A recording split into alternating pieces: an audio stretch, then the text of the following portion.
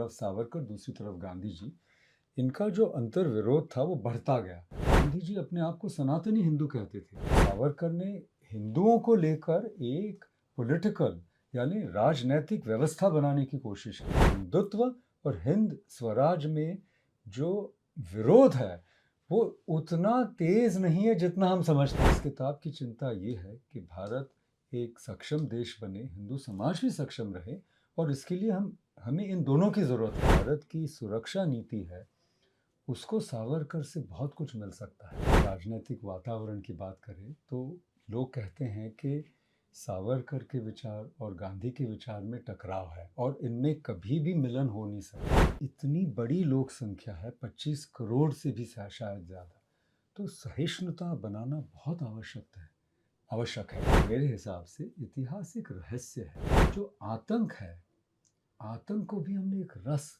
भयानक को भी हमने रस बनाया है। इसीलिए सनातन इतना सक्षम है। लेफ्ट एंड राइट का आक्रोश, विपक्ष और जो सत्ता पक्ष है, इसमें इतना आक्रोश क्यों है? हम पार्लियामेंट्री डेमोक्रेसी हैं। ये किताब दरअसल विचार कैसे किया जाता है उस पे है। तगड़ी चमड़ी वाला अगर देश हो तो उसको सहिष्णुता होगी ही नहीं।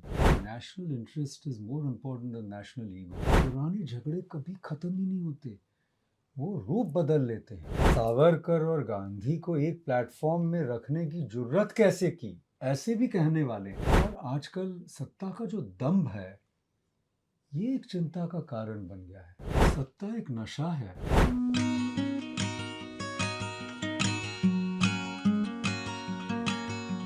भारतीय गणतंत्र कल 26 जनवरी 2026 को अपने गणतंत्र का 76वां उत्सव मना रहा होगा। सबसे पहले आप सभी को गणतंत्र दिवस की हार्दिक शुभकामनाएं। हमारे साथ स्टूडियो में प्रोफेसर मकरंद आर परांजपे जी उपस्थित हैं। आपका बहुत बहुत स्वागत है। प्रोफेसर परांजपे से यह बातचीत 26 जनवरी के विशेष अवसर के साथ साथ उस तिथि और उन विचारों को याद करने के लिए की जा रही है जो भारतीय इतिहास, भारतीय लोकतंत्र, भारत के गणतंत्र, भारत की जनता के अधिकार, उसके स्वाभिमान, यहाँ तक कि उसके अस्तित्व से भी जुड़े हुए हैं। ये प्रश्न 2026 में इसलिए भी महत्वपूर्ण है कि इसी सप्ताह यानी 26 जनवरी के 4 दिन बाद 30 जनवरी महात्मा गांधी की हत्या, जिसे एक बड़ा वर्ग उनकी शहादत और कुछ सिरफिरा वर्ग उनका वध बताता है। गांधी 30 जनवरी को जब इस राष्ट्र को छोड़कर गए तो अपने पीछे उन्होंने जो विचार, जो चिंतन छोड़ा, और उसके साथ साथ एक बहुत बड़ा विचार और चिंतन जो वीर सावरकर, विनायक दामोदर सावरकर जी के साथ जुड़ा हुआ था, उनके विचारों पर जुड़ा हुआ था, और उस विचार और गांधी के विचार के बीच क्या टकराव था, यहाँ तक कि गांधी जी की हत्या के लिए भी सावरकर को दोषी ठहराया गया, जिस पर अदालत का निर्णय उसके विपरीत था। ये गांधी सावरकर जो भारत के एक प्रमुख संतान के रूप में न केवल समादृत हैं, बल्कि उनके विचारों की क्या उपयोगिता है, इसी विषय पर प्रोफेसर मकरंद आर परांजपे ने कई दशक इसलिए मैं कह रहा हूं क्योंकि इसमें उत्पन्न विचार जवाहरलाल नेहरू विश्वविद्यालय के दौरान जब प्रोफेसर मकरंद आर परांजपे प्राध्यापक थे तब भी उनके दिमाग में आते रहे, बाद के दिनों में भी वह लिखते रहे और लगातार जब से उन्होंने होश संभाला है, तब से अध्यापन के क्षेत्र में, अध्ययन के क्षेत्र में, शोध के क्षेत्र में लगातार इस बात की खोज करते रहे कि आखिर हिंदुत्व क्या है, हिंद स्वराज क्या है, गांधी क्या हैं, गांधी के विचार क्या हैं, सावरकर कौन थे, सावरकर के विचार क्या थे, यहाँ तक कि राष्ट्रीय स्वयंसेवक संघ क्या है, संघ की विचारधारा क्या है, और एक राष्ट्र के रूप में भारत की का उद्देश्य या लक्ष्य इन लोगों के पास या इनसे जुड़े संगठनों के पास, चाहे वह कांग्रेस रही हो, चाहे राष्ट्रीय स्वयंसेवक संघ रहा हो, के दिमाग में क्या रही है। प्रोफेसर परांजपे लगातार ऐसे विषयों को छूते रहे, उसके लिए लगातार आलोचना के पात्र होते रहे, प्रशंसा के पात्र होते रहे, कई बार इन पर हमले होते रहे, कई बार इनको सम्मानित भी किया जाता रहा है और कई बार अनदेखा करने की कोशिशें भी की गई हैं और उपेक्षा करने की भी कोशिशें की गई हैं। आलोचनाएं भी बहुत कड़वी आलोचनाओं का शिकार भी हुए हैं। लेकिन जैसा कि प्रोफेसर मकरंद आर परांजपे का जो अपना जीवन है, वह चूंकि शब्द संसार से जुड़ा हुआ है, ज्ञान और बौद्धिकता से जुड़ा रहा है, अध्ययन अध्यापन से जुड़ा रहा है और भारत के बौद्धिक चिंतक के रूप में, एक राजनीतिज्ञ और सामाजिक क्षेत्र के शोधार्थी और प्राध्यापक के रूप में ही नहीं, बल्कि एक दार्शनिक के रूप में इन्होंने अपनी स्थिति को पहुंचा दिया है अपनी बौद्धिकता से। और यह बात मैं इसलिए कह रहा हूं क्योंकि प्रोफेसर मकरंद आर परांजपे की 50 से अधिक जो पुस्तकें हैं, उनमें कम से कम हाल के दिनों में आई हुई पुस्तकें उनके उस चिंतन को बताती हैं, उस चिंता को बताती हैं, उनके उस दर्शन को बताती हैं, जो कहीं न कहीं हर रूप में भारत की संरक्षा, भारत की राष्ट्र के रूप में उसकी एकता, भारत के नागरिकों के उत्थान के प्रति जो हमारे पूर्वजों का दृष्टिकोण है, उसको बताती है। तो आज की चर्चा 26 जनवरी और 30 जनवरी के पूर्व अवसर पर, 26 जनवरी की पूर्व संध्या पर विशेष रूप से इसलिए हम कर रहे हैं कि Hindutva and Hindu Swaraj, histories forgotten doubles, यह पुस्तक आई है और पुस्तक आए हुए बहुत समय हुआ, लेकिन ज़्यादा समय भी नहीं, सिर्फ 4 महीने पुरानी पुस्तक है। हम लोग इस पर बड़ी एक चर्चा करना चाहते थे क्योंकि यह भारत का ज्वलंत विषय है। तो प्रोफेसर साहब, सबसे पहले तो आपको एक महत्वपूर्ण चिंतन के लिए और इतनी महत्वपूर्ण पुस्तक के लिए मैं बधाई दूंगा। बहुत बहुत धन्यवाद। इस पुस्तक की विषय वस्तु, इस पुस्तक की शैली, इसमें व्यक्त विचारों पर आने से पहले कुछ शब्द हैं जिन पर मैं चर्चा करना चाहूँगा और उन पर चर्चा इसलिए ज़रूरी है क्योंकि वही इस पुस्तक का मूल आधार है। हिंदुत्व आपकी नज़र में क्या है और इस पुस्तक में हिंदुत्व पर भारत के जो 2 महान हम कह सकते हैं विचारकों को, इस पर आलोचना आपने अपनी भूमिका में लिख दिया है कि कुछ लोगों के लिए गांधी महात्मा है और कुछ लोगों, आप तो कई उदाहरण के साथ दिए हैं, मैं उन उदाहरणों पर बाद में जाऊंगा। आपने कहा है कि कुछ लोगों के लिए महात्मा है तो कुछ लोगों के लिए अब भी गाली के पात्र हैं। आपने उसी तरह से सावरकर के लिए लिखा है कि कुछ लोगों के लिए वह आदर्श रूप में है और कुछ लोगों के लिए घृणा तक के पात्र हैं। लेकिन आप कह रहे हैं कि इन दोनों के बीच संवाद के तंतु हैं और उन्हीं पर बात होनी चाहिए। पुस्तक के जो 3 अध्याय हैं, आपने पुस्तक का 3 भागों में विभाजन किया है। पहले में आपने 15 अध्याय रखा है, आखिरी में 15 अध्याय रखा और बीच में 10 अध्याय रखा है। और आपकी बौद्धिकता का कमाल ये है कि आपने इन सबको न केवल विचार और चिंतन से जोड़ा बल्कि अध्यात्म और योग से भी जोड़ दिया है। ठीक है, तो सबसे पहले हम हिंदुत्व पर चर्चा करेंगे कि हिंदुत्व आपकी दृष्टि में और इन दोनों महान व्यक्तियों की दृष्टि में, जिन्हें आप कह रहे हैं कि ये भारत की महान संतानें थे, क्या रहा है और इस पुस्तक की आवश्यकता इस समय क्यों पड़ी? जी, मैं तो सबसे पहले ये कहना चाहता हूँ कि हिंदुत्व और हिंद स्वराज, इसकी आइडिया, कल्पना मेरे मन में कैसे आई?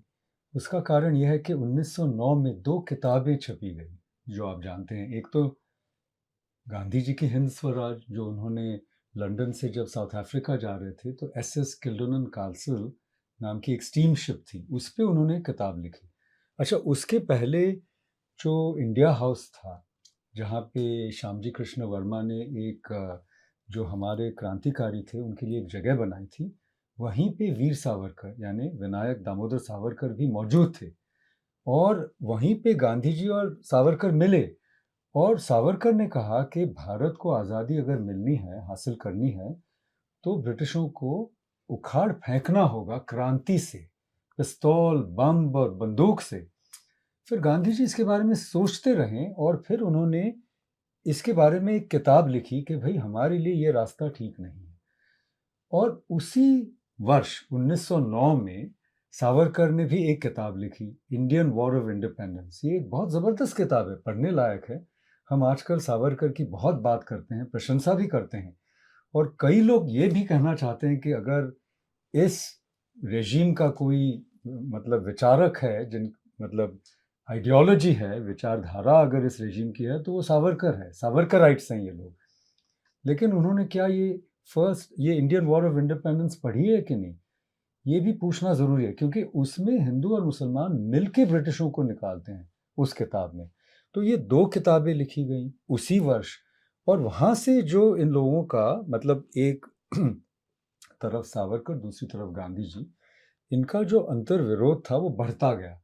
आपने हिंदुत्व पे सवाल पूछा है, गांधी जी अपने आप को सनातनी हिंदू कहते थे, और सावरकर ने हिंदुओं को लेकर एक पॉलिटिकल यानी राजनैतिक व्यवस्था बनाने की कोशिश की कि हिंदू को एक हम वोट बैंक कैसे बना सकते हैं।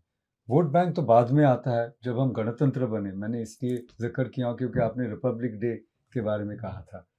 तो अब ये 2 हिंदू हैं, लेकिन 2 अलग-अलग हिंदू बनने के और हिंदू जीवन जीने के तरीके दिखते हैं। अच्छा, 2 अलग स्वराज के मार्ग दिखते हैं इन दोनों में, और इसके बाद इन दोनों के विचारों के आधार पर पार्टियां बनती हैं, अलग-अलग पॉलिटिकल फॉर्मेशंस बनते हैं। तो इस किताब में मेरा मूल कहना ये था कि दोनों के बीच में संवाद जारी रखना चाहिए। ये ध्रुवीकरण भारत के लिए ठीक नहीं है। आज के समाज के लिए, हिंदू समाज के लिए, भारत के गणतंत्र की स्वास्थ्य के लिए ये ध्रुवीकरण ठीक नहीं है। तो मैं ये कहना चाह रहा हूँ कि सबसे पहले ये जानना ज़रूरी है कि हिंदुत्व और हिंद स्वराज में जो विरोध है वो उतना तेज नहीं है जितना हम समझते हैं, क्योंकि ये स्वराज स्पेक्ट्रम जो मैं कहता हूँ, स्वराज स्पेक्ट्रम के ये दो दो पहलू हैं। और हिंदुत्व एक इंक्लूसिव हिंदुत्व होना चाहिए। एक्सक्लूसिव हिंदुत्व एक्चुअली सावरकर भी नहीं कहते, हम लोग बना रहे हैं। उन्होंने जो हिंदू महासभा ने एक कॉन्स्टिट्यूशन बनाया, और वो अपना जो अभी का जो कॉन्स्टिट्यूशन है, संविधान है, उससे लगभग मिलता जुलता है। उसमें 2 क्लास के सिटीजन्स नहीं है कि हिंदू अलग सिटीजन्स होंगे, मुसलमान अलग सिटीजन्स होंगे, वो नहीं है। तो इस किताब की चिंता ये है कि भारत एक सक्षम देश बने, हिंदू समाज भी सक्षम रहे, और इसके लिए हमें इन दोनों की ज़रूरत है। हालांकि उनके विचार हम ये नहीं मान सकते कि किसी भी तरह, जैसे 2 पटरियां हैं, वो तो कभी मिलती भी नहीं है, मिलनी भी नहीं चाहिए, लेकिन उनको साथ में रख के उनके बीच में जो संवाद हो सकता है उस पे हम ध्यान दें, ना कि उनको किसी कृत्रिम तरीके से मिलाने की कोशिश करें, उनमें कोई समझौता करे। ये मेरा बिल्कुल उद्देश्य नहीं है। और एक चीज़ मैं कहना चाहता हूँ युवाओं को खास करके, कि कृपया आप लोग ऐसा मत समझे कि आपको सिर्फ एक पक्षधर बनना है, बिल्कुल नहीं। आपको यहाँ से भी कुछ लेना है, यहाँ से भी कुछ लेना है। और मैं इतना कहना चाहता हूँ कि गांधी जी अंत तक, मतलब 1946 तक, जब तक कांग्रेस ने पार्टीशन रेजोल्यूशन पास नहीं किया, तब तक वो चाहते थे और कोशिश भी कर रहे थे कि भारत एक रहे, और किसी भी तरह जो मुस्लिम लीग है, जो मुसलमानों को रिप्रेजेंट करने का दावा कर रही थी, उनसे किसी तरह समझौता हो जाए, यहाँ तक कि जिन्ना को भी प्राइम मिनिस्टरशिप दी जाए, यहाँ तक वो जाना चाहते थे। लेकिन सावरकर ने पहले ही जब खिलाफत आंदोलन छिड़ा, तब उन्होंने समझ लिया कि ये नामुमकिन है, क्योंकि जो जिहादी तत्व है, जो आज हम देख रहे हैं, बांग्लादेश में देख रहे हैं, पहले हम पाकिस्तान में ऑलरेडी देख चुके थे, उनके साथ समझौता करना बहुत मुश्किल है। इसलिए मैं ये कहना चाह रहा हूँ इस किताब में कि जो भारत की सुरक्षा नीति है, उसको सावरकर से बहुत कुछ मिल सकता है, क्योंकि उन्होंने पहले पहचान लिया कि ये कितना बड़ा खतरा है भारत के लिए। और गांधी जी से हमें बहुत कुछ सीखना है। एक तो जो सत्ता है, सत्ता के सामने कैसे हम खड़ा हो सकते हैं, क्योंकि हमने ही लोगों को चुना है। ये कोई भगवान तो नहीं है कि ऊपर से पधारे हैं हमारे समक्ष, अवतार नहीं है, यदा यदा धर्मस्य ग्लानिर्भवति, वो तो नहीं है ना, हमने ही चुना है। तो सत्ता के सामने हम कैसे पेश आए, सत्ता का हम विरोध भी क्यों क्यों ना करें। जब जब हम नागरिक, जो राइट्स, नागरिक, जो हमारे भारत के जो नागरिक हैं, जो आंदोलन करते हैं, वो किसी कारण करते हैं, सिर्फ आंदोलन जीवी हैं इसलिए नहीं करते, उनकी भी कुछ संवेदनाएं हैं। तो गांधी जी ने सिविक सोसाइटी, यानी हम एक सभ्य राष्ट्र कैसे बन पाए, ये हिंसा को छोड़ करके, ये हमें सिखाया। और आज आप देखेंगे कि दुनिया भर में अगर कोई भी विदेशी नेता, डिग्नेटरीज, G20 आपको याद होगा, सब कहाँ गए थे, वहीं गए थे ना, राजघाट ही गए थे मत्था टेकने। और हमारी जो सॉफ्ट पावर है, इसके सबसे अच्छे प्रतीक गांधी जी है, इनको हम उतार रहे हैं किसी कारणवश। तो ये भी दुर्भाग्यपूर्ण है। तो मैं ये चाहता हूँ कि दोनों से हम सीखें और समझौता न करें, लेकिन दोनों से हम सीख करके, संवाद करके हम आगे बढ़ें। प्रोफेसर परांजपे, आपके उत्तर से बहुत सारे प्रश्न प्रस्फुटित होते हैं।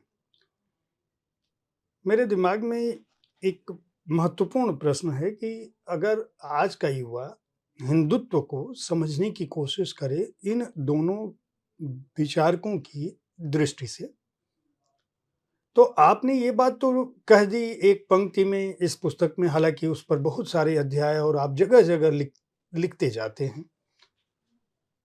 आपने कहा कि गांधी शांति, अहिंसा के माध्यम से स्वराज चाहते थे, आज़ादी सद्भावना चाहते थे।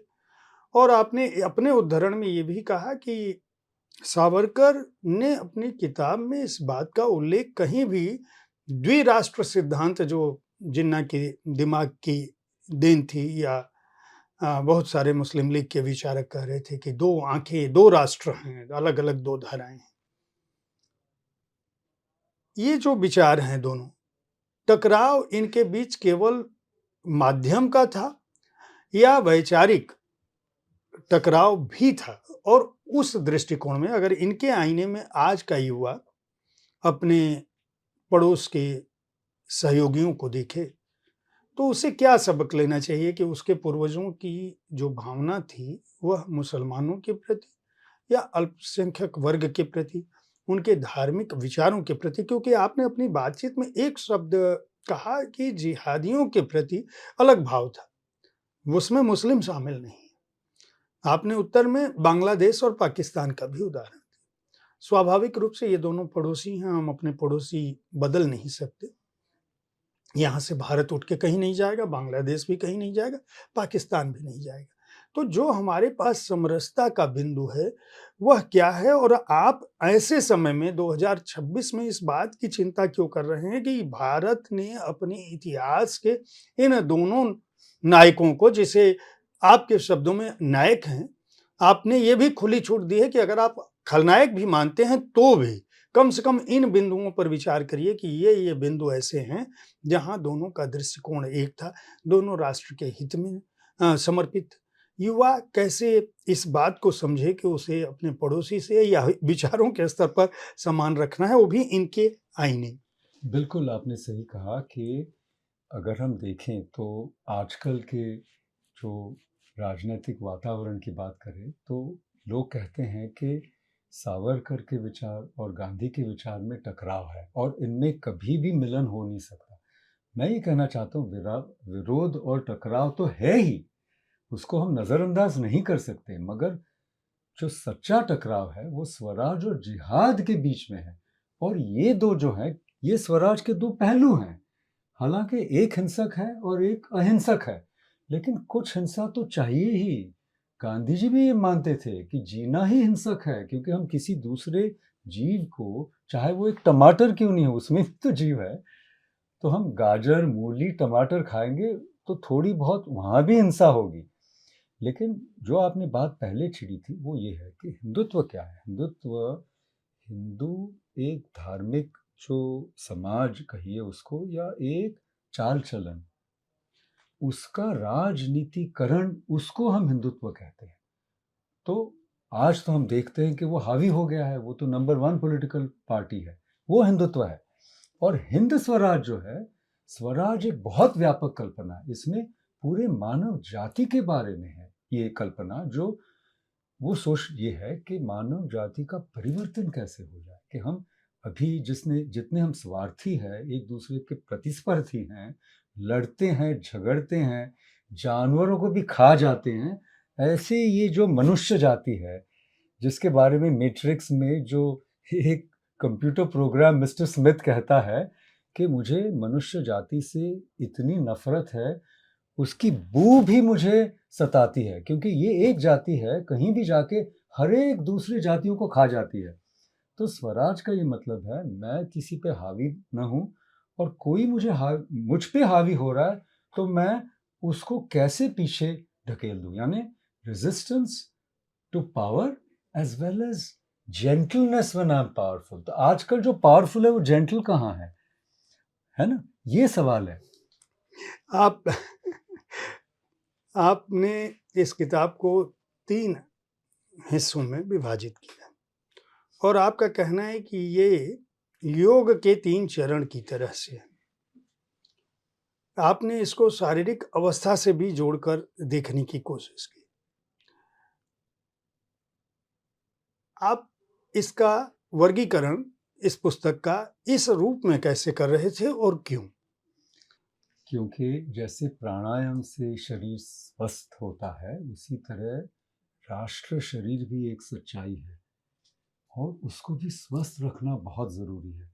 और इतना अंतर विरोध और इतनी तृष्णा होगी राष्ट्र में, और हम इतने विचलित हो जाएंगे तो राष्ट्र स्वस्थ नहीं हो सकता। और जो अल्पसंख्यकों की बात है, 250 मिलियन, यानी इतनी बड़ी लोक संख्या है, 25 करोड़ से भी शायद ज़्यादा। तो सहिष्णुता बनाना बहुत आवश्यक है राष्ट्र के स्वास्थ्य के लिए। तो इसीलिए मैंने कहा कि प्राणायाम में संयम की आवश्यकता होती है। जो शक्तिवान है उसमें संयम शोभा देता है कि नहीं? और दूसरी चीज जो आपने कही विचारधारा की, हमें लगता है कि जो आइडियोलॉजी सिर्फ एक विचारधारा है। नहीं, आइडियोलॉजी जैसे मार्क्स ने कहा था, मार्क्स बाबा, मैं नहीं कह रहा हूँ मार्क्स ऋषि, हरदयाल ने कहा था, लाला हरदयाल ने किताब लिखी थी ऋषि मार्क्स। तो उस जमाने में जो लेफ्ट एंड राइट था उनमें इतना अंतर नहीं था, इतना आक्रोश नहीं था उनमें जितना आजकल दिखाई देता है। और आपको आश्चर्यचकित होने की जरूरत नहीं है, कम्युनिस्ट पार्टी अब आरएसएस हेडक्वार्टर्स जा चुकी हैं, आज मैंने पढ़ा अखबार में। तो यहाँ वहाँ के लोग यहाँ आ सकते हैं, लेकिन यहाँ के लोग यहाँ नहीं जा सकते। हमारे लोग, खैर ये तो मैंने एक ऐसी कह दिया, लेकिन मैं ये कहना चाहता हूँ आइडियोलॉजी का अर्थ फॉल्स कॉन्शियसनेस, यानी झूठी समझ भी है। हम किसी विचारधारा के अंतर्गत हम अपना दृष्टिकोण, विवेक भूल जाते हैं। इसलिए मैं कहना चाहता हूँ युवाओं से कि आपको ज़रूरी नहीं है कि किसी भी आइडियोलॉजी के आप पूरी तरह पक्षधर हो। आप सोचना समझना बंद मत कीजिए, पढ़िए लिखिए सोचिए समझिए, और उसी से आगे बढ़ सकते हैं।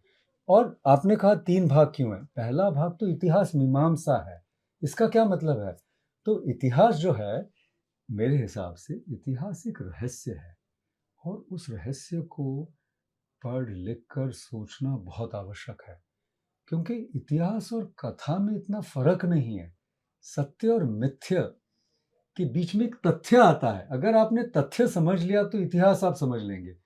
क्योंकि जो इतिहास लिखते हैं उनके मन में, या उनके मतलब लिखने के पीछे कारण होता है। आमतौर पे हमने देखा है, अरुण शौरी जी ने भी एक बहुत अच्छी किताब लिखी है, एमिनेंट हिस्टोरियंस, कैसे ग्रांट लेते थे, पैसों से क्या करते थे, और किस तरह के विचारधारा के हिसाब से उन्होंने इतिहास लिखा। तो उसका खुलासा आजकल बहुत स्पष्ट हो गया है। आजकल हमारी एक एमपी भी हैं मीनाक्षी जैन, उन्होंने बहुत अच्छा काम किया है। यहाँ तक कि उनको हिस्ट्री डिपार्टमेंट में प्रवेश नहीं मिला, उनको पॉलिटिकल साइंस से पीएचडी करनी पड़ी। मैंने जेएनयू में ये देखा है क्या-क्या होता है। लेकिन जो युवा वर्ग है उनको इसके परे जाके इतिहास जब यदि हम समझें, तो इसीलिए मैंने कहा इतिहास मीमांसा, यानी इतिहास को हम देखें तो आइडियोलॉजी से दूर रख के हम इतिहास को समझने की कोशिश जब हम करेंगे, तो हम ये पाएंगे कि जो मिथ्य है और सत्य है उसमें अंतर बहुत कम है, क्योंकि इतिहास भी एक संरचना है। और हमारा सबसे बड़ा जो इतिहास जो हम कहते हैं राजतरंगिणी, जिसको रंजित पंडित ने, जो विजयलक्ष्मी पंडित के पति थे, नैनी जेल में लिखा, और वो वहाँ लिखते लिखते वो गुजर भी गए, उनको टीबी हुआ, मर भी गए बेचारे। उन्होंने उसका अनुवाद किया उस जेल में। तो मैं कहना चाहता हूँ वो काव्य है, इतिहास नहीं है। तो इतिहास यानी क्या है कि जो फैक्ट्स हमें पता है उसको अरेंज करें, उसका एक प्लॉट बनाएं, उसकी एक कहानी बनाएं। तो हर एक इतिहास के पीछे एक प्लॉट होता है और वो समझना ज़रूरी है। तो लेफ्ट इतिहास को हम आज उड़ा के राइट इतिहास बना रहे हैं, इसके पीछे भी एक प्लॉट है। तो जब, इसलिए मैंने कहा इतिहास मीमांसा हम करेंगे तब हमको जो यूजेबल पास्ट है, यानी जो उपयुक्त अतीत है, उसको हम सीखेंगे तो बहुत कुछ हमें लाभ मिलेगा, देश को लाभ मिलेगा। और ये देश कौन सा देश है? यहाँ तो हम काल भैरव की पूजा करते हैं। मैं अभी से काशी से मैं अभी आ रहा हूँ, तो हम अकाली हैं, हम काल से डरने वाले नहीं हैं। यहाँ तक कि जो आतंक है, आतंक को भी हमने एक रस, भयानक को भी हमने रस बनाया है। इसीलिए सनातन इतना सक्षम है। हम डरते नहीं हैं आतंक से, हम उसको भी अपनाते हैं। तो ये रसीला जीवन ही सनातन परंपरा है, ना कि ये इस तरह का आक्रोश, लेफ्ट एंड राइट का आक्रोश। विपक्ष और जो सत्ता पक्ष है, इसमें इतना आक्रोश क्यों है? हम पार्लियामेंट्री डेमोक्रेसी हैं। हमें चाहिए हम एक दूसरे से बातचीत करें। गांधी जी भी सावरकर को मिलने गए थे जब वो रत्नागिरी थे, हाउस अरेस्ट में थे, और फिर उनको तो इन्होंने कह दिया, सावरकर ज़्यादा स्पष्ट वक्ता थे, ये तो कह रहे ये तो मैडकैप है। गांधी जी को उन्होंने मैडकैप कहा, ये पागल है। तो गांधी जी ने कहा कि चलिए हम बातचीत करते हैं। तो उन्होंने उनको नकार दिया। तो गांधी जी ने कहा चलिए, बातचीत विफल रही, लेकिन बात करना कोई गुनाह तो नहीं है।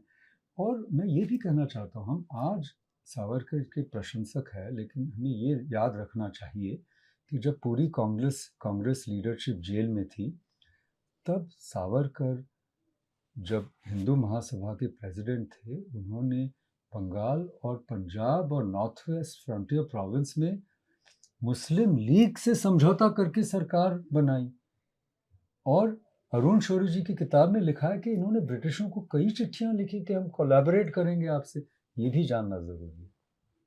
इस बात की बड़ी आलोचना होती है और लोग कहते हैं कि इसे दूसरी दृष्टि से देखा जाता है। कुछ लोग कहते हैं कि सावरकर अंग्रेजों के एजेंट थे, कुछ लोग कहते हैं कि नहीं, वो उन्होंने अंग्रेजों से माफ़ी मांगी जब काला पानी में थे, कुछ लोग कहते हैं उनका बाद का जीवन उनकी छात्रवृत्ति पर रहा।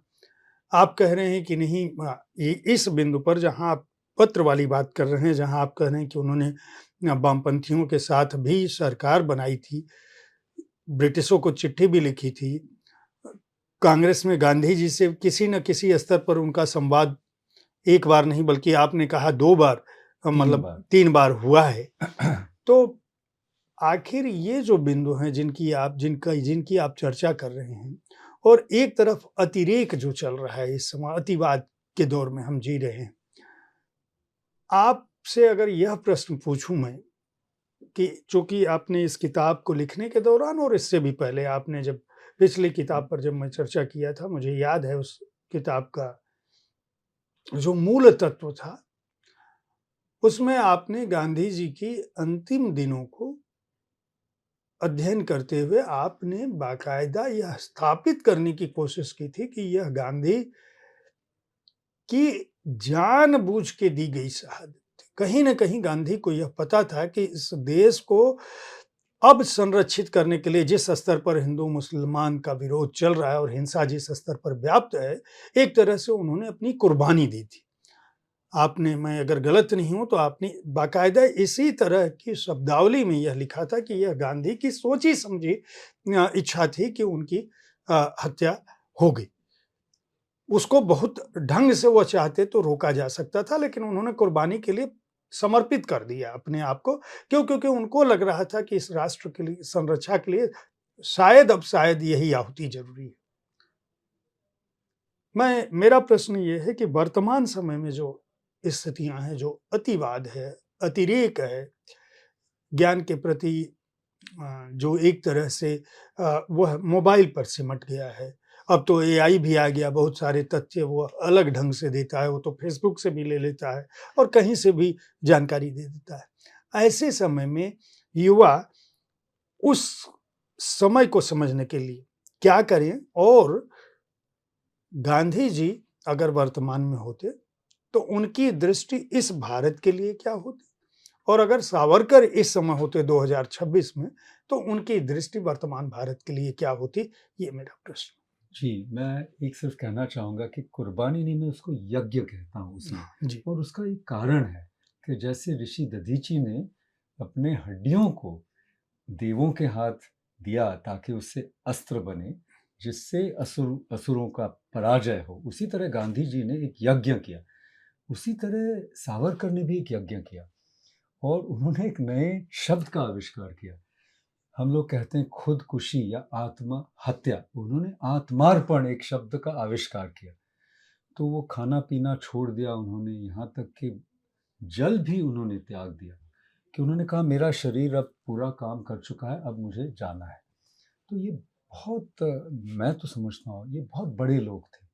लेकिन फिर भी मैं वीर को छोड़ करके विनायक और महात्मा को छोड़ के मोहन, इनके बीच में क्या बातचीत हो सकती है, ये मैं यहाँ देखने की कोशिश कर रहा हूँ। तो सबसे पहले हमें ये जानना चाहिए कि दोनों में से कोई भी ब्रिटिश एजेंट नहीं था। ना तो गांधी थे, जिनको हम आजकल ब्रिटिश एजेंट कहते हैं, ना वीर सावरकर थे, वो भी ब्रिटिश एजेंट कतई नहीं थे। दोनों बहुत प्रबल देशभक्त थे। देश के प्रति उनका प्रेम इतना था, हम उसके बारे में अगर कोई भी प्रश्न चिन्ह करेंगे तो ये हमारी मूर्खता ही होगी। लेकिन बात ये थी कि दोनों स्वराज के अनुयायी थे, लेकिन तरीके अलग-अलग थे।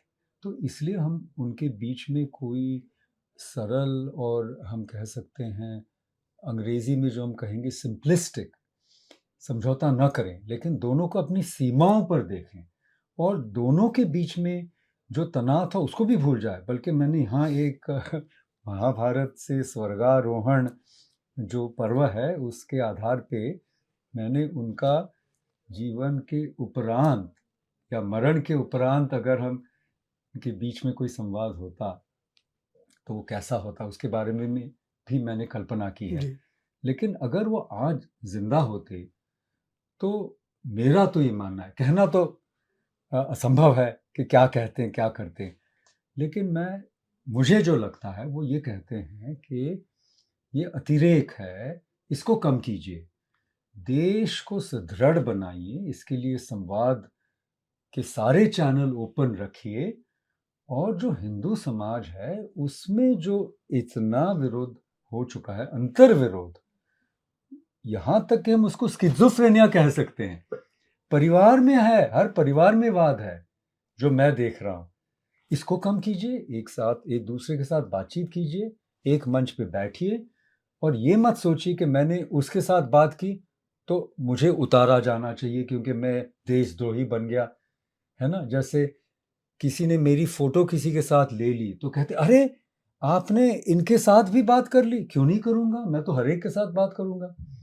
क्योंकि मैं तो एक सत्यनिष्ठ हूँ ना, मेरी पूरी जीवन कहानी यही है, पढ़ना, लिखना, सोचना, समझना, बात करना और थोड़ा बहुत चलना भी, सिर्फ बात नहीं करना, उस रास्ते भी चलने की भी मैंने कोशिश की है, प्रयास किया है। तो गांधी जी और सावरकर अगर आज जिंदा होते तो वो कहते हैं कि अतिरेक कम कीजिए, हिंदुत्व को इंक्लूसिव कीजिए, एक्सक्लूसिव मत कीजिए। पहले तो हिंदू समाज के बीच में अंतर्विरोध कम कीजिए, उसके बाद हिंदू और मुसलमानों के बीच में भी संवाद शुरू कीजिए, है ना? और जितना आप इस तरह करेंगे उतना भारत का लोकतंत्र, गणतंत्र सुदृढ़ होगा। आप गणराज्य की जो हम 75वीं वर्षगांठ मना रहे हैं, उसका मतलब क्या है? उसका मतलब राजा रजवाड़े वो चले गए और नागरिक, वी द पीपल, हमारी सत्ता है। लेकिन आजकल हमने हमारे जो लीडर्स हैं, हमारे जो नेता हैं, मैं उनकी हमेशा प्रशंसा करता हूँ क्योंकि उनका काम बहुत मुश्किल है। राजनेता बनना बहुत मुश्किल है क्योंकि ये एक मतलब क्षुरस्य धारा उस तरह की बात है। तो मैं हमेशा उनकी प्रशंसा करता हूँ, मगर उनको देवता मत मानिए, है ना? ये हमारे जैसे हैं, हमने ही उनका चुनाव किया है। तो गणराज्य की जो कसौटी है वो एक आम नागरिक के हाथ में कितनी सत्ता है उस पे निर्भर है। पोएटिक्स ऑफ द पास्ट,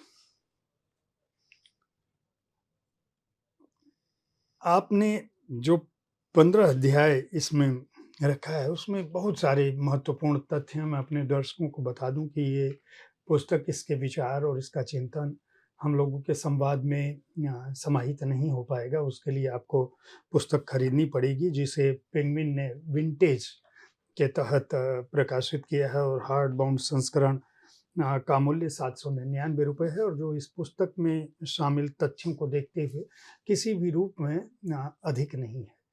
अगर आप राजनीति के छात्र हैं, समाज सेवा, समाज शास्त्र के छात्र हैं, अगर आप शिक्षक हैं, प्राध्यापक हैं, शोधार्थी हैं, तो मानविकी के किसी भी क्षेत्र के अगर आप अध्येता हैं या विज्ञान के भी छात्र हैं और आपको राष्ट्र के प्रति प्रेम है, और आप महात्मा गांधी और विनायक दामोदर सावरकर दोनों के नाम से विज्ञ हैं, और आप उनके जीवन काल को, उनके संदेशों को, उनके विचारों को, उनके चिंतन को समझना चाहते हैं, उनके टकराव और उनके सामंजस्य दोनों के साथ, तो आप इस पुस्तक को खरीद कर पढ़ सकते हैं। और इतने तार्किक ढंग से आपको बातें नहीं मिलेंगी। शिक्षक और छात्र कि संवाद शैली में, जैसे हम लोग अभी बातचीत कर रहे हैं, इस पुस्तक में अधिकांश हिस्सों में इसी तरह के संवाद हैं। एक जिज्ञासा है, उस जिज्ञासा का समाधान है। उस समाधान के दौरान बहुत सारे तथ्य आए हैं, उनमें इतिहास समाहित है, उसमें पौराणिक आख्यान समाहित हैं, उनमें वर्तमान भी समाहित है। ऐसा नहीं है कि वर्तमान का उल्लेख नहीं, वर्तमान की बहुत सारी घटनाओं का उल्लेख है। यहाँ तक कि इसकी भूमिका में ही कश्मीर में जो मजहबी हिंसा हुई, जिस तरह से हिंदुओं को मारा गया, उसका भी उल्लेख। तो ऐसा नहीं है कि प्रोफेसर मकरंद परांजपे केवल इतिहास को देख रहे हैं या इतिहास के महान नायकों को ही देख रहे हैं। हर बौद्धिक के साथ ये एक बात होती है, खासियत होती है कि वो अपनी बात को रखना चाहें। इसीलिए मैंने अपने जब प्रोफेसर परांजपे का मैं परिचय दे रहा था, तो मैंने दार्शनिक तत्व का उल्लेख किया था कि इनकी विचारों में दर्शन की एक विशेषता होती है कि जो व्यक्ति जो बोल रहा है, आपको लगेगा कि ये क्या इन्होंने बात कही है, यही बात सही है। तो अपनी बात को प्रोफेसर मकरंद परांजपे ने इस पुस्तक में बहुत अच्छे ढंग से रखा है। मैं एक अनुरोध और करूँगा कि ये पुस्तक हिंदी में आनी चाहिए, क्योंकि जिन लोगों के लिए आपने पुस्तक लिखी है, विदेशी अध्येता तो और अंग्रेजी के जानने वाले, उनके पास तमाम माध्यम हैं, लेकिन भारतीय भाषाओं में ऐसी पुस्तकों की और भी अधिक आवश्यकता है, क्योंकि आप उसी एक बड़े वर्ग को लक्ष्य करके अपनी बात लिख रहे हैं। तो ये मैं अनुरोध करूँगा।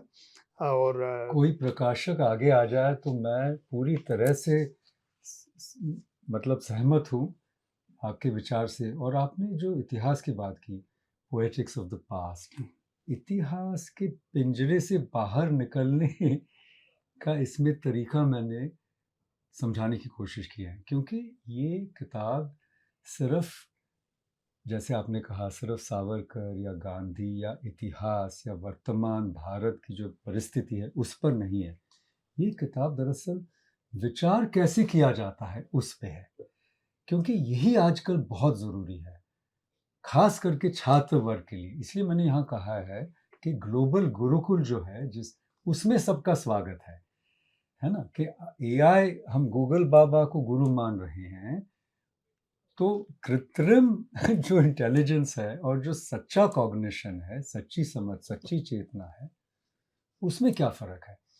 तो ये एक सोचने का, सोच कैसे बनाई जाती है, इसके बारे में ये किताब। It's a way of thinking, it's not just about इतिहास क्या है, या सावरकर ने क्या कहा, या गांधी जी ने क्या कहा, लेकिन हम कैसे विचार करें, और विचार के माध्यम से, जैसे एक बार हमारे ही परंपरा में उदाहरण आता है कि सारे सिद्धांत जब खत्म हो गए, तब प्रश्न आता है कि सारे ऋषि तो चले गए, अब क्या करें? तो जवाब आता है कि तर्क ऋषि को अपनाइए। तो यहाँ पे तर्क ऋषि का स्थापना, उसकी पुनर्स्थापना करने की कोशिश की गई है कि तर्क के माध्यम से हम कैसे विश्लेषण करें। और प्रोफेसर परांजपे, जब मैं इस पुस्तक को पढ़ रहा था और इसके अध्यायों का शीर्षक आपने जिस तरह से दिया है, कई नए शब्द मुझे दिखे जो आपने रखने की कोशिश की है, जो अंग्रेजी के लोगों के लिए थोड़ा मुश्किल होगा समझना। ठीक है। और ये जो 15 अध्याय हैं, इनका चयन बहुत ही अलग ढंग से मुझे लगता है, जैसे कोई वैज्ञानिक अपनी बातों को रखने के लिए सही सांचे का इस्तेमाल कर रहा हो। आप शुरुआत करते हैं ओल्ड एंटागोनिज्म से, और इस अध्याय का समापन करते हैं द आर्ट ऑफ डाइंग।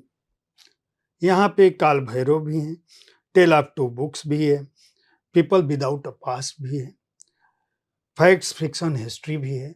इन सब की बात करते हैं।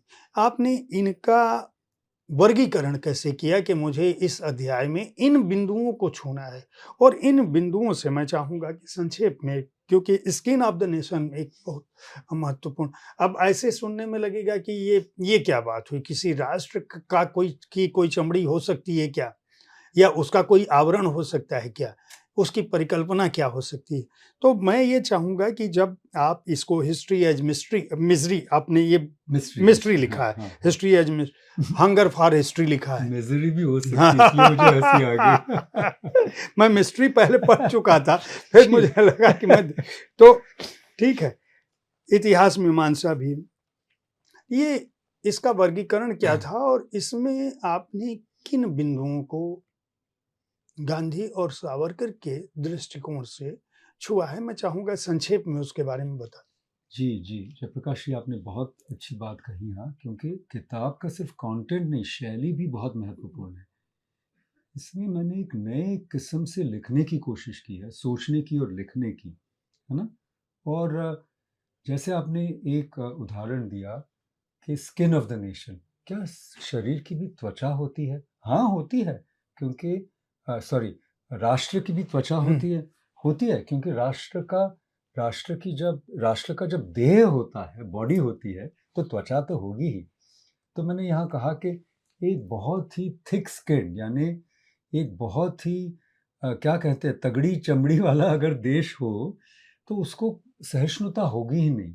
जैसे हमारे पूर्व की दिशा में एक बहुत बड़ा देश है, जहाँ पे मतलब कितने करोड़ों लोग भी मर गए हैं माओ के ग्रेट लीप फॉरवर्ड में, फिर भी उसको कोई उसका असर नहीं हुआ।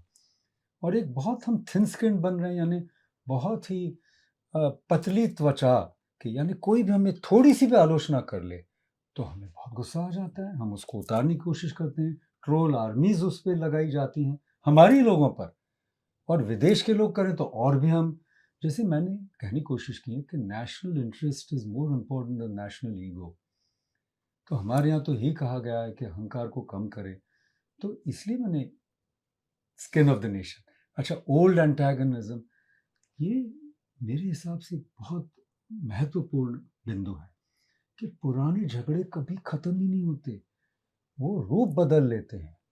और अगर हम इतिहास में जाएं तो बहुत पुराने झगड़े अभी भी चल रहे हैं, जैसे फिलिस्तीनियों में और इजरायलियों में वो तो एक ही है, 4000 वर्ष से ये झगड़ा चल रहा है, लेकिन ऐसे झगड़े कुरुक्षेत्र से अब तक चल रहे हैं।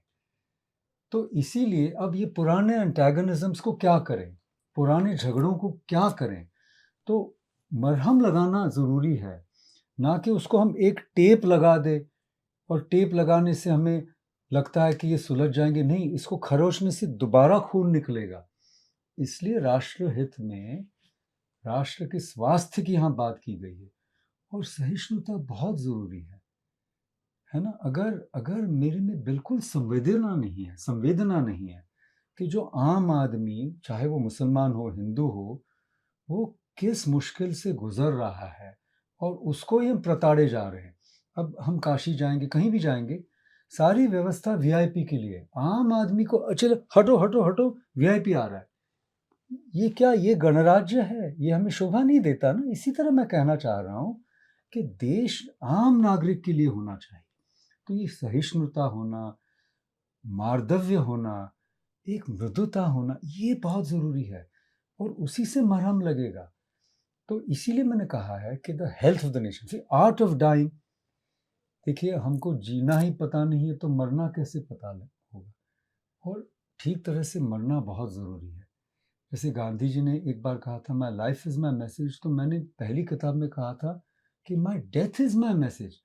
मरने का एक तरीका होता है और दोनों ने हमें समझाया है, सावरकर ने और गांधी ने, कि कैसे एक बहुत डिग्निटी के साथ, एक बहुत सम्मान के साथ हम इस शरीर को छोड़ सकते हैं और इसके बाद जो है उसको हम उसका स्वागत कर सकते हैं। तो निडर होके जीना यही स्वराज है, सर उठा के जीना यही गणराज्य है, आम आदमी के लिए, सबके लिए। मैं, जो नेता है या जो एलीट वर्ग है, जिसमें आप भी शामिल हैं, हम भी शामिल हैं, उनकी नहीं बात कर रहा हूँ। और ये हो भी रहा है, ये आजकल हम देख भी रहे हैं, जो डीकोलोनाइजेशन की बात हो रही है, वो सच भी है। तो इसी का मतलब स्वराज है। तो मैंने, जैसे आपने कहा इसकी संरचना कैसे हुई, तो 7 साल की तपस्या के बाद ही ये सब। और मैं ये भी कहना चाहता हूँ, इसमें मैंने खुद ने कुछ नहीं किया है, मैंने सिर्फ इसको उतारा है, कहीं से ये आता गया और मैं उसको लिखता गया और फिर थोड़ा सा रिवाइज भी करना पड़ा, बहुत मेहनत करनी पड़ी, लेकिन ये अपने आप ही उभरता एक, जैसे क्रिस्टल अपने आप ही फॉर्म होता है, उसी तरह अच्छी किताबें लिखी जाती है। प्रोफेसर प्रांत पे एक प्रश्न मेरे दिमाग में आपके उत्तर के दौरान आ रहा था कि क्या वजह पाते हैं आप कि चाहे महात्मा गांधी के शिष्य या उनके प्रशंसक या उनके समर्थक या उनकी विचारधारा पर चलने वाले लोग वर्तमान में हुए, भारत की बात कर रहा हूँ मैं पूरी दुनिया की बात नहीं कर रहा हूँ, चाहे वह दामोदर विनायक सावरकर के पद चिन्हों पर चलने का दावा करने वाले लोग हों, उनके विचारों पर चलने का दावा करने वाले लोग हों, इसकी क्या वजह है कि जब भारतीय जन के हित की बात आती है, जब स्व दान की बात आती है, जब स्व अनुशासन की बात आती है, जब सादगी की बात आती है, तब इनमें से किसी ने भी अपने मार्गदर्शकों और अपने इन दो पूर्वजों को, जो दोनों विचारधाराओं के लिए मैं यह प्रश्न कर रहा हूं, उसको अंगीकार नहीं किया। किसी को गांधी की सादगी पसंद नहीं है, किसी को सावरकर की सादगी भी पसंद नहीं। ऐसा नहीं था कि वो बहुत लग्जरी में, अभिजात्य में जी रहे थे जीवन। दोनों ने अपने जीवन के आखिरी क्षण तक समाज के उन लोगों का भला करने की कोशिश की जो इस राष्ट्र का हिस्सा थे। हमने, या जो बाद की पीढ़ी है, उसने इस बात को अंगीकार क्यों नहीं किया? आप क्या पाते हैं, क्या वजह थी, कहाँ ऐसी गड़बड़ी हुई? अगर इस देश में सारे सावरकरवादी उन्हीं की बात मान लिए होते और राष्ट्र के हित में चलिए वो जो कह रहे थे उसको अपना लिए होते और अपने जीवन को सादगी के साथ आगे बढ़ा रहे होते, या सारे गांधीवादी उनके जीवन को स्वीकार कर लिए होते और अपना भ्रष्टाचार, मैं ये बातें भ्रष्टाचार केंद्रित हैं, क्षेत्रवाद से जुड़ी जो बुराई है, हमारी भाषा को लेकर जो हमारी बुराई है और जो मूल विषय है असहिष्णुता, जो जहां ये दोनों जिसको नकारने की कोशिश कर रहे थे या जिसके लिए जीवन भर लगे रहे। आपने बाकायदा उस बात का उदाहरण दिया कि सावरकर ने कभी भी ये नहीं कहा कि मुसलमान उपेक्षित हैं या हम इनको स्वीकार नहीं करते या ये हमसे परे हैं, ये इस राष्ट्र का हिस्सा ही नहीं है। उन्होंने कभी भी उन्हें बंगाल की खाड़ी या हिंद महासागर में फेंकने की बात नहीं कही है, अरब सागर में। तो फिर हम उनके किसी भी विचार पर अगर हम इस दृष्टि से देखें तो सिवाय इसके कि हम उनकी मूर्तियों को पूजते हैं और उन्हें किसी विशेष दिन पर याद कर लेते हैं, इसके अलावा तो मुझे नहीं लगता कि इनके विचारों पर, इनके जीवन सिद्धांतों पर, इनके जीवन मूल्यों पर, इनके आदर्शों पर कोई चल रहा है। तो इसकी वजह क्या पाते हैं? यही मुझे भी अचरज होता है ये सोच कर कि किताब निकलने के बाद भी मुझे इतना आश्चर्य हुआ कि हठधर्मी दोनों तरफ है। मैंने सोचा कि एक ही तरफ है। गांधी को द्वेष करने वाले तो है ही, आजकल बहुत दिखते हैं, लेकिन ये जो सो कॉल्ड गांधीयंस में भी एक मैंने इंटॉलरेंस देखी। हठधर्मी हैं कि बिल्कुल बात ही नहीं करना चाहते कि आपने सावरकर और गांधी को एक प्लेटफॉर्म में रखने की जुर्रत कैसे की, ऐसे भी कहने वाले हैं। तो उसका कारण ये है, मुझे जो लगता है कि अफसोसन सब इस्तेमाल करने की कोशिश करते हैं, वो ठीक नहीं है। और आजकल सत्ता का जो दंभ है, ये एक चिंता का कारण बन गया है। दंभ नहीं होना चाहिए। सत्ता से, जिसके पास सत्ता है उसमें सिर्फ सहिष्णुता नहीं लेकिन एक विनयशीलता होना ज़रूरी है, क्योंकि हम तो जनता के सेवक हैं। अच्छा, हमारे लीडरशिप का मॉडल है दोनों, तो ये सर्वेंट लीडर है, सर्वेंट लीडर, सेवक नेता का मॉडल है। लेकिन आजकल जो ब्रिटिश मॉडल है, डीकॉलोनाइजेशन की बात तो चलती है, लेकिन लाल बत्ती से लेकर सत्ता को लेकर जितना दम्भ है आज, उतना शायद मैंने पहले देखा ही नहीं है। इतना बंदोबस्त, इतनी व्यवस्था आप भी देखते हैं, तो ये ठीक नहीं है ना। आपने रिपब्लिक डे की बात की, इसलिए मैं कह रहा हूँ, तो वो इसकी विनयशीलता कहाँ है? इसकी वजह क्या है? आप जब विचार करते हैं, आपको क्या लगता है कहाँ कुछ छूटा हमसे या इन दोनों से भी छूट गया? नहीं, सत्ता एक नशा है। आप मेरे से बेहतर जानते हैं, आप तो पत्रकार हैं। आपके इस इमारत में जब मैं आया तब मैंने ये पीएम पेविलियन देखा, मैं उसको पीएम पेविलियन देखूंगा कहूंगा, तो वो फोटो 1000 शब्द से भी मतलब ज़्यादा दर्शाते हैं कि सत्ता की लालुपता और उसका ट्रांजियंस, यानी उसकी अनित्यता, यही सिखाते हैं ये दोनों। सत्ता एक अनित्य चीज़ है, उसकी लालुपता अच्छी नहीं है, विनयशील रहना ज़रूरी है। और यही गौरव है डेमोक्रेसी, यानी लोकतंत्र का यही गौरव है कि हम विनयशील रहें, सहिष्णु रहें। और इसको मैंने स्वराज संवाद कहा है। संवाद बंद मत करो भाई, मैं यही कहना चाह रहा हूँ। संवाद करते रहो, चाहे आप एक दूसरे से आप असहमत हो, उससे क्या फर्क पड़ता है, संवाद तो चालू रखो, बातचीत चालू रखो, ये मैं कहना चाह रहा हूँ। प्रोफेसर परांजपे, इसका दूसरा अध्याय जिसे अंग्रेजी में समझना बहुत आसान है, इंडिया लॉस्ट एंड फाउंड, इसका संस्कृत शब्द कहाँ से उठाया आपने और कहाँ से लिया और क्यों लिखा इसको? दक्षिणायन। हाँ, हम हमेशा क्योंकि दक्षिण उत्तरायण पंथी, की बात करते हैं। आप जो है दक्षिण पंथ की बजाय दक्षिणायन आपने क्यों लिखा? और उसमें इन 10 अध्यायों में आप पहला जो है वो Gandhi, Savarkar and Nehru, becoming Hindu, Kafur, Sambhajinagar, bounds of history, a miracle in stone, time past and future time, history as unconcealment और कंसीलमेंट और नाइव्स वर्सेस बुक्स, और आखिरी है द रस्टी रूल। जी, नाइव्स वर्सेस बुक्स। ये है कि चाकू और किताब में अंतर है, ये समझिए। जैसे हादी जी ने चाकू चलाया सलमान रुश्दी पे, लेकिन अभी भी वो आलोचना हिंदुत्व ही की किए जा रहे हैं। देखिए, एक आंख का अंधा होता है, लेकिन कोई 2 आंख के अंधे हो जाते हैं। विचारधारा में इतने लालुप्त हो जाते हैं कि उनको दिखता ही नहीं। ये यहाँ पे हम उत्तरायण की परंपरा है हमारे यहाँ सनातन में, लेकिन मैंने ये दक्षिणायन क्यों कहा? दक्षिणपंथी तो जैसे आपने वामपंथी दक्षिणपंथी वो तो आपने समझ ही लिया, श्लेष है ये। लेकिन कहना ये चाह रहा हूँ मैं कि यहाँ पे हुमायूं रोड है, बाबर रोड है, फलाना रोड है, ढीकना रोड है, और यहाँ पे दिल्ली में रहेंगे तो आपको ये दिखाया जाएगा कि सब अच्छा है, सब चंगा है। लेकिन आप थोड़ा सा अंदर जाएंगे तब पता चलेगा कि इस देश के साथ क्या गुजरी है, कितना यहाँ हमने ट्रॉमा सहा है। राष्ट्र ट्रॉमा यानी राष्ट्र को की वेदना समझना होगा तो आपको आम आदमी के पास जाना पड़ेगा। दिल्ली में रहेंगे तो क्या समझेंगे, है कि नहीं?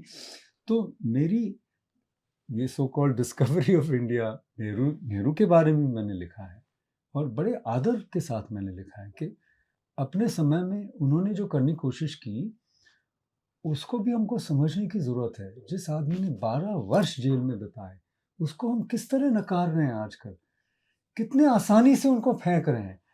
तो मैं ये कहना चाह रहा हूँ, आप नेहरू को हटाएंगे, गांधी को हटाएंगे, सुभाष बोस को किसी और वजह से निकालेंगे, सबको निकालेंगे, कौन बचेगा बताइए? राम मोहन राय को हटा दिया, सबको हटा दिया, कौन बचेगा? ये भी तो गलत है ना। तो हिस्ट्री का मतलब ये नहीं है कि आप सबको नकारो, सबको स्वीकारो, देखो अपने समय पे उन्होंने किया क्या। तो आपका प्रश्न बिल्कुल सही है। तो दक्षिणायन का मतलब है विंध्या की उस तरफ भी जाइए, वहाँ भी देखिए, आप हिंदी हिंदी कहते हैं, वहाँ भी तो कुछ तमिल तमिल भी कीजिए ना, थोड़ा सा कुछ और भाषाएं सीखिए, कुछ और भी कीजिए, इसका जिक्र है इसमें।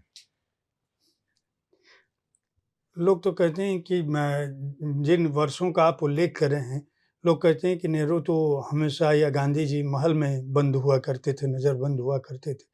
उस बंद होने का कोई आशय नहीं। अभी जो आप आलोचना होगी बंद 30 होके देखिए, फिर पता चलेगा। सॉलिटरी कन्फाइनमेंट में जाइए, फिर पता चलेगा।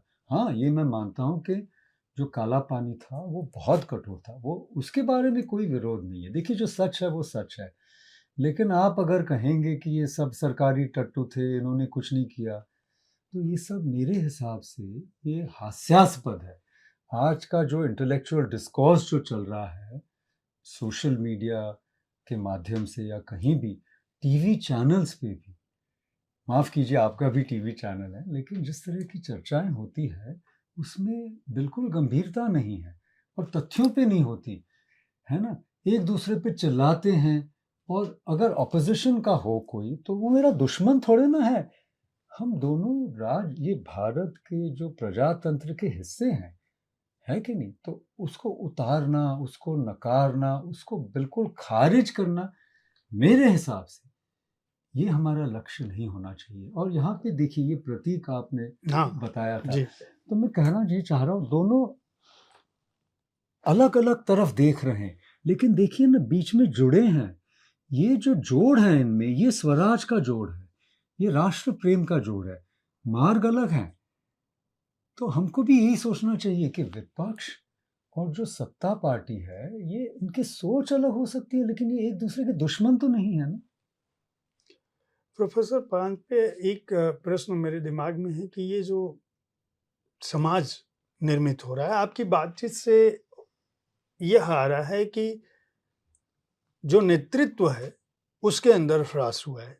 आप ऐसा तो नहीं कि आवश्यकता से अधिक दायित्व राजनेताओं पर देना चाहते हैं और जनता और जनमानस और जो उसकी बुद्धि है, आपको ये नहीं लगता कि 1947 का जो भारत था उसमें सांप्रदायिक तनाव चाहे जितना भी रहा हो, देश के विभाजन का एक दारुण दुख है। विभाजन किसी भी रूप में स्वीकार्य नहीं है और यहाँ तक कि राष्ट्रीय स्वयंसेवक संघ की भी जो परिकल्पना है वो अखंड भारत की है। गांधी भी भारत का विभाजन नहीं चाहते थे, सावरकर कभी भी नहीं सोच सकते थे भारत का विभाजन। लेकिन ये जो आम जन है वह स्वतंत्रता मिलने के बाद जिसके अंदर राष्ट्र गौरव का बोध होना चाहिए, वह दिखावे के स्तर पर इस समय हमारी हर तरह की ताकत दिखाई पड़ती है। लेकिन उसमें वह भाव जो सदाशयता का भाव है, जो विनयशीलता का भाव है, जो विनम्रता का भाव है और जो मानवीय मूल्य है कि हमारे चलते किसी और को असुविधा ना हो, जिसकी बात आप करते हैं बार बार। आप इस किताब में लगभग शायद ही कोई अध्याय हो जहां आपने ये विषय न उठाया हो कि क्षमाशीलता, मानवीयता भी एक गुण है, चाहे हमारे पास कितनी भी शक्ति हो, कितनी भी सत्ता हो।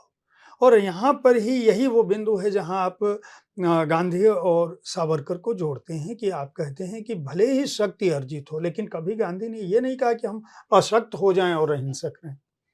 तो आपकी ये निष्पत्ति है इस पूरी किताब में। आम जन के बीच यह भाव क्यों नहीं विकसित हो पा रहा है या क्यों विकसित नहीं हुआ? और आज के समय में और भी दिनों दिन मैं देखता हूं कि क्रमशः, निश्चित रूप से उस समय भी हिंसक लोग थे, तभी इतने दंगे हुए, सांप्रदायिक दंगे, दोनों तरफ मारकाट हुई, इतना बड़ा इतिहास का सदी विश्व इतिहास का सबसे बड़ा विस्थापन हुआ, देश स्वतंत्र हो गया, पाकिस्तान अपनी राह चला, जिहादियों के हाथ लगा रहा, वो अपनी दुर्दशा को प्राप्त है। बांग्लादेश बना, वो अपनी दुर्दशा को आज प्राप्त है। आज वहां जिस तरह से जिहाद पनप रहा है, भारत कहीं ना कहीं बचा रह गया था। लेकिन अब हम दिनों दिन एक अलग तरह के खतरे की तरफ बढ़ रहे हैं। एक तरफ हमारी तरक्की की बड़ी बड़ी इमारतें बन रही हैं, बड़ी बड़ी सड़कें बन रही हैं, हम विज्ञान के क्षेत्र में आगे बढ़ रहे हैं, विश्वविद्यालय। वजह क्या है? कहाँ पे? क्या केवल नेतृत्व वर्ग जिम्मेदार है या आम जन को भी जागरूक होना चाहिए इन बिंदुओं के लिए? आप क्या सोचते हैं? बिल्कुल सही कहा आपने, क्योंकि ये किताब हमारे नेतृत्व गण के लिए है ही नहीं। ना तो उनके लिए, मतलब उनके पास पढ़ने लिखने का समय भी कम होता है। ये तो सिर्फ जनता के लिए, और जनता में भी जो विशेष वर्ग है, जो सोचता है, लिखता है, पढ़ता है, उन लोगों के लिए, और उसमें भी खास करके छात्र वर्ग के लिए है ना? और जनता की जिम्मेदारी बिल्कुल हम कम नहीं मैं करना चाहता हूँ, करनी भी नहीं चाहिए। जनता की जितनी जिम्मेदारी है, जितना जनता का उत्तरदायित्व है, उतना नेतृत्व का उत्तरदायित्व नहीं है। तो इसलिए जनता को सावधान भी होना चाहिए, उनमें विवेक बुद्धि का जागरण भी होना चाहिए, और जुमलेबाजी में न फंसे, है ना? इमारत तो बड़ी बड़ी बना देंगे तो वो खंडर हो जाएगी, लेकिन जो जीवित चेतना है वो देश को बनाता है। वो भारत की महानता या महत्व भारत का वही है। हस्ती क्यों नहीं मिटती हमारी? क्योंकि वो जीवंत चेतना है। और अगर हम, जैसे मैं आज काशी से ही कल आया हूँ, तो वहाँ जो लोगों की श्रद्धा है, उसी से मंदिर बनता है, उसी से उसका महत्व बनता है ना? ऐसा नहीं कि आपने बड़े बड़े घाट बना दिए, उसमें आपने व्यवस्थाएं बना दी, उससे नहीं होगा। तो ये जन शक्ति, जन जागरण, इसी में मेरी कंसंट्रेशन तो उसी में है। और जैसे आपने कहा, विभाजन एक बहुत बड़ी त्रासदी थी, और उस त्रासदी का शिकार हम आज भी है। और बांग्लादेश में जो हो रहा है उसका आपने जिक्र किया, पाकिस्तान में हिंदुओं की क्या दशा है? हिंदू तो बचे ही नहीं है। तो जब हिंदू नहीं बचेंगे तो वो एक दूसरे को मारने लगेंगे। हिंसा यही है।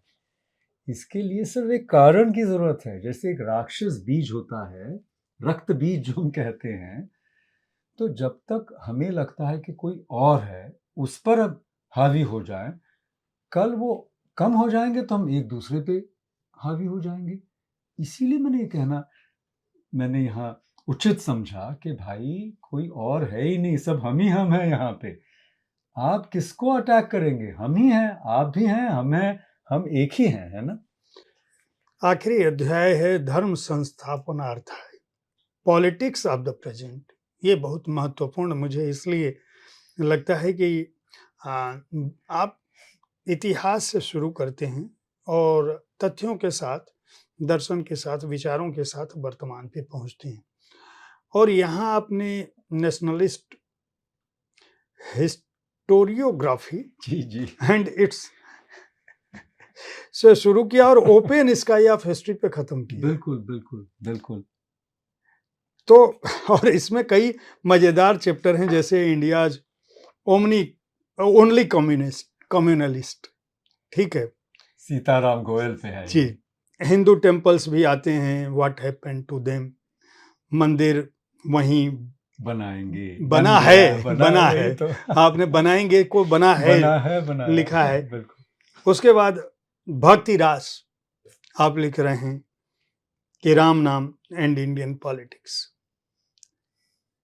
अयोध्या प्रेस पर में काफ़ी बड़ा अध्याय है, क्योंकि आप वर्तमान भारत को देखने की कोशिश करते हैं, उसके अपने आत्म संघर्षों और अपने आत्मचिंतन के साथ। बिल्कुल। और इन सब के बीच आपने जो शीर्षक रखा है धर्म संस्थापनार्थ। जी, वो तो गीता से लिया है। जी। तो कहने का मतलब उसमें यही था जयप्रकाश जी कि जैसे राष्ट्र का एक देह है, चुनांचे उसकी आत्मा भी तो है। राष्ट्र की आत्मा को जागृत करने का ही मंत्र वंदे मातरम था, है कि नहीं? तो हम अपने आप को, जैसे दूसरों ने भी कहा है, ये मेरी ओरिजिनल आइडिया नहीं है, हम डेमोक्रेसी नहीं है, हम धर्माक्रेसी है। तो ये धर्म का राज है यहाँ पे। तो ये राज धर्म क्या है, इसको समझने की यहाँ कोशिश की है। और ये सारे chapter, open sky of history, बहुत आपने अच्छी बात कही। ये वॉल्टर बेंजामिन से मैंने लिया है। ये बहुत बड़े चिंतक थे, जूइश थे, यहूदी थे, और ये भाग रहे थे और फाइनली फ्रांस में भी उनको मारने की कोशिश की गई। कोई कहता है उन्होंने आत्महत्या की। लेकिन ओपन स्काई ऑफ हिस्ट्री यानी क्या है कि जो प्रेजेंट, पास्ट और फ्यूचर, यानी जो अतीत है ना, और जो वर्तमान है और जो भविष्य है, उसमें एक धारा चलती है। और वो एक धारा जो चलती है वो चेतना की धारा है, वो एक जागरण, नवजागरण। तो भारत का हम रेनेसांस, पुनरुत्थान की बात करते हैं, वो क्या है? वो ये नहीं है हम कहीं गोल्डन पास्ट में जाएं, ये तो बिल्कुल गलत है। कोई गोल्डन पास्ट हो तो हम कैसे अतीत में चले जाएं? अतीत में हम डुबकी लगा सकते हैं, और वो भी काल्पनिक माध्यम से। अतीत को पुनर्स्थापित करना नामुमकिन है। अतीत के गुण गाना भी एक सीमा के परे जाना, मेरे हिसाब से उससे कोई फायदा नहीं है। तो अतीत का क्या हम उपयोग करें और आगे कैसे बढ़ें?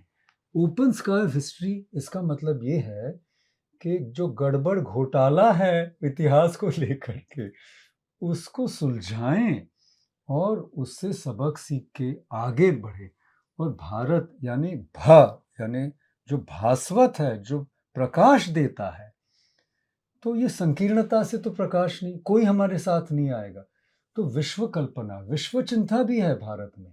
सिर्फ हमारा हमारा करने से नहीं चलेगा। आजकल हम कहते हैं कि भारत का युग है, हम बैलेंसिंग पावर है, स्विंग स्टेट है, वगैरह वगैरह।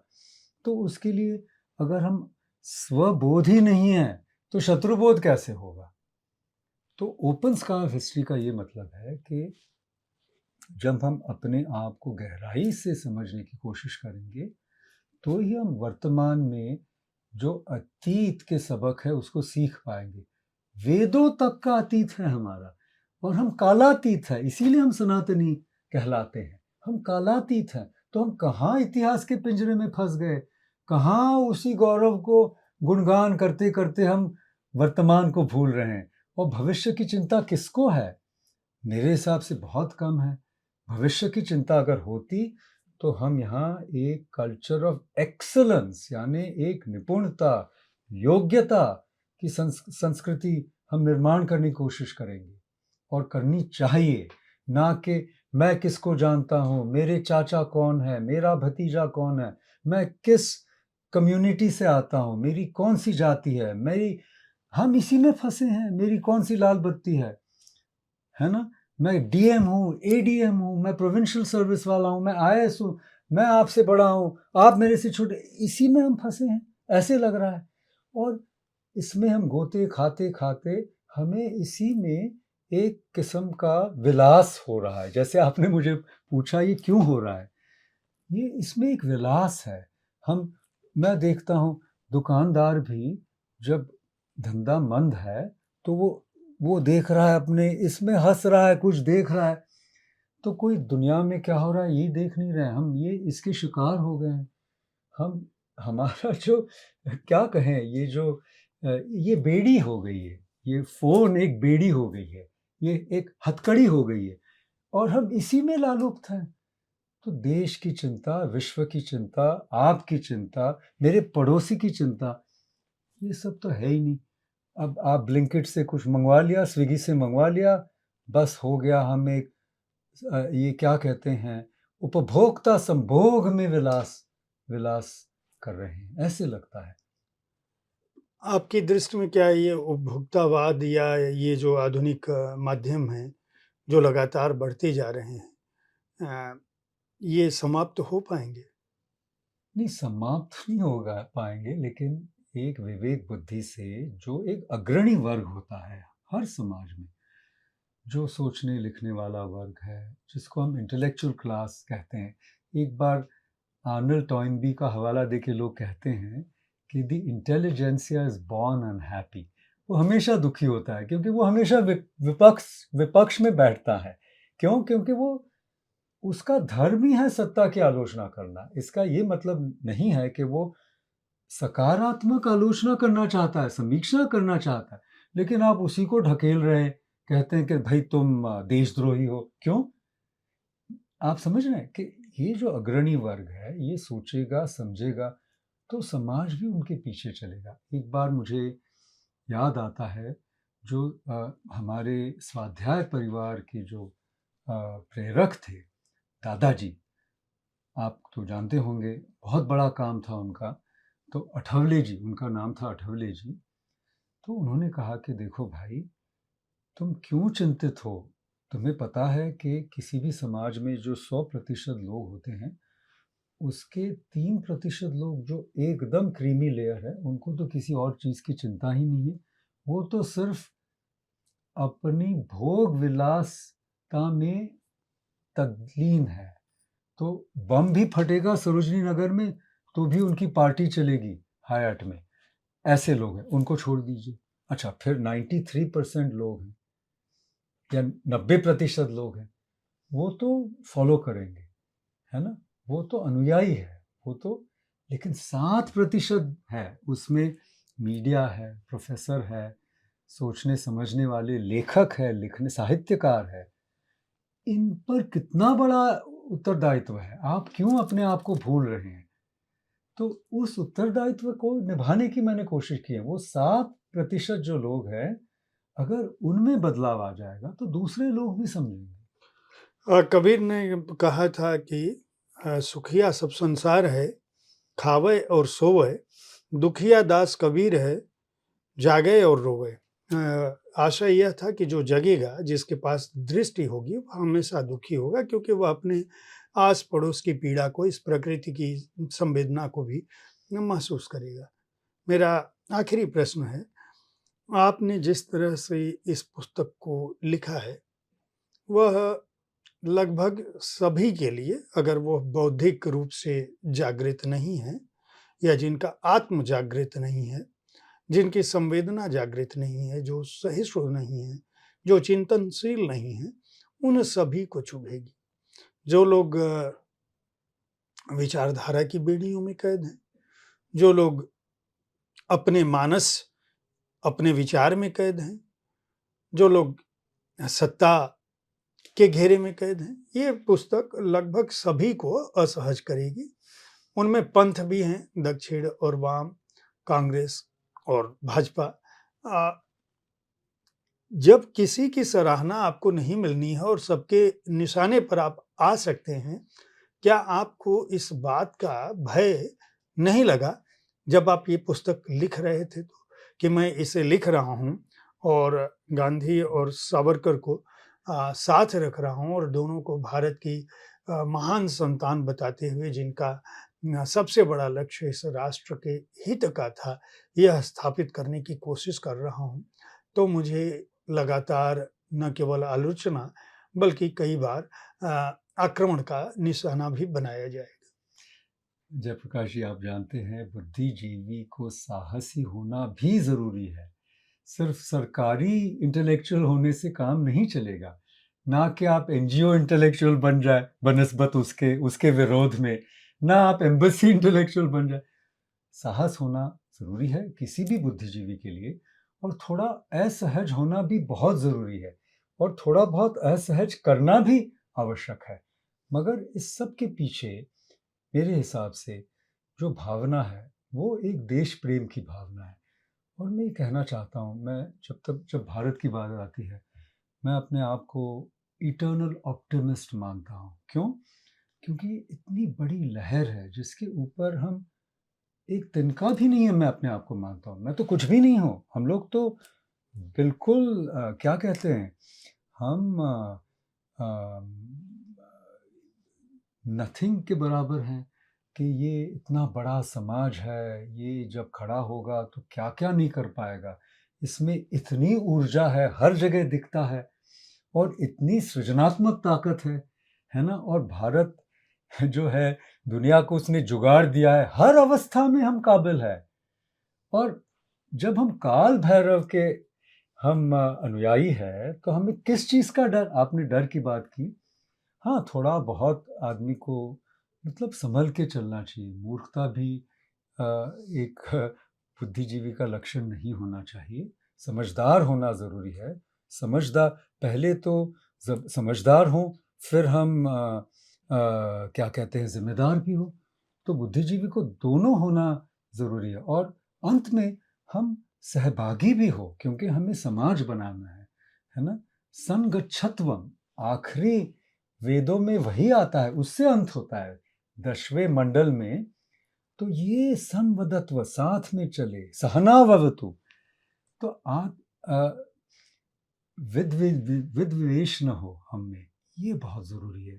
तो ये छात्र और गुरु में न हो, और विपक्ष और सत्ताधारी में न हो, और सावरकर और गांधी में भी न हो। इसीलिए मैंने जो स्वर्गारोहण पर्व, एक्चुअली वो नरकारोहण है यहाँ पे, क्योंकि सबसे बड़ा आदमी जो है, जैसे हमने देखा है महाभारत में, युधिष्ठिर को भी नर्क में जाना पड़ा। तो यहाँ पे मैंने ये कहने की कोशिश की है कि एक जगह होती है जहाँ पे सब जो दुश्मनी है वो खत्म हो जाती है। तो या तो आप यहाँ करने में सक्षम हो तो बहुत अच्छा है, नहीं तो वहाँ तो करनी ही पड़ेगी। वहाँ दुर्योधन और युधिष्ठिर एक थाली में खाएंगे। इसी को स्वर्ग कहते हैं। सारे विवाद मिट जाते हैं। क्यों? जब स्व की अनुभूति होती है तो मैं किसी को पराया समझता ही नहीं हूँ। तो मैं उसको दुश्मन नहीं मानता हूँ। लेकिन हाँ, जैसे सावरकर ने हमें सावधान किया था, जो जिहादी है, अगर वो सामने खड़ा हो जाए तो गांधी जी के लाठी से तो काम नहीं होगा। ये लाठी जो आपने कहा था गांधी जी से भी ऊँची है, यहाँ नहीं है, लेकिन उससे जिहादी नहीं चलेगा। वो उसके लिए AK-47 या आज पता नहीं लेटेस्ट कौन-सी है, इसकी भी आवश्यकता है। और ये हमें सावरकर जो कहते हैं, देखो भाई, समझो, सीखो। नहीं तो आपके दक्षिणायन में आपने देखा होगा, हर चीज़ को तबाह करने वाले हैं। जब कोई कह रहा है कि मैं आ रहा हूँ, मैं तुम्हारा मंदिर तोड़ने वाला हूँ, मैं तुम्हारी बेटी, पत्नी को अपहरण करने वाला हूँ, मैं कह रहा हूँ और मैं कह रहा हूँ नहीं, नहीं सब भाई है, तो ये भी एक मूर्खता है। तो इसलिए विवेक बुद्धि से आगे चलना चाहिए, और जो भाई है उसको मैं दुश्मन मानूँ, वो भी मूर्खता है, और जो दुश्मन है उसको भाई मानूं, वो भी मूर्खता है। तो किताब का यही अंदेशा था कि हम सोचे, समझे, थोड़े अस्वस्थ भी हो, और देश के प्रति जो प्रेम है और निष्ठा है, उसकी कसौटी बहुत संकीर्ण न करें। थोड़ा नो उदार चरिता नाम तु वसुधैव कुटुंबक का हम जो इसका नारा लगाएं, वो कुछ प्रकट भी हो, हमारे व्यवहार में वो कुछ उतर आए। प्रोफेसर परांजपे, शब्दार्थ की कार्यक्रम में समय देने के लिए बहुत बहुत आभार आपका। मैं अपने दर्शकों से अनुरोध करूंगा कि हमारी इस चर्चा से आप निश्चित रूप से समझ पाए होंगे कि प्रोफेसर परांजपे किस तरह के उद्देश्य के साथ इस पुस्तक में किन वक्तव्यों के साथ, किन विचारों के साथ, किन चिंतन के साथ, किस दर्शन के साथ सामने आते हैं, और किस तरह से समन्वय की बात, संतुलन की बात, जागरूकता की बात कहते हैं, मध्य मार्ग एक तरह से अपनाने की बात कहते हैं। और वो कहते हैं कि अगर भारत के जिस राष्ट्र की कल्पना आप जिस भी पक्ष के हों, वो पक्ष से परे जाके संवाद की बात कहते हैं, और ये भी कहते हैं कि मिथ मिथ्या और सत्य के बीच एक तथ्य भी है, उस तथ्य के प्रति आप जागरूक रहें। इसी संदेश के साथ भारतीय गणतंत्र की ढेर सारी शुभकामनाएं। महात्मा गांधी की शहादत के अवसर पर उन मूल्यों और उन विचारों को याद करें जिसके लिए उन्होंने अपनी आहुति दी थी, जो प्रोफेसर परांजपे ने जिसको बहुत सबल शब्दों में अपनी पिछली किताब में लिखा था कि उस आहुति को याद करें, उस यज्ञ को याद करें जिसका मर्म जो है दधीच की हड्डियों की तरह से अपनी आहुति के बाद भी इस राष्ट्र के संरक्षण और इस राष्ट्र के विकास और अपने लोगों के हित की तरफ था। बहुत सारी शुभकामनाएं। अगले सप्ताह में फिर ऐसे ही किसी प्रबुद्ध और साहित्यकार लेखक के साथ आपके किसी प्रिय व्यक्ति के साथ यहीं पर उपस्थित होऊंगा। बहुत बहुत आभार आपका, बहुत सारी शुभकामनाएं। प्रसन्न रहें और राष्ट्र के हित में जितना भी अपना योगदान हो सकता है दें। स्वयं को जागरूक करें, जागृत बने और कम से कम भारतीय परंपरा का जो मूल तत्व है ज्ञान, प्रज्ञा, वो सहिष्णुता, संवेदनशीलता, करुणा, अहिंसा,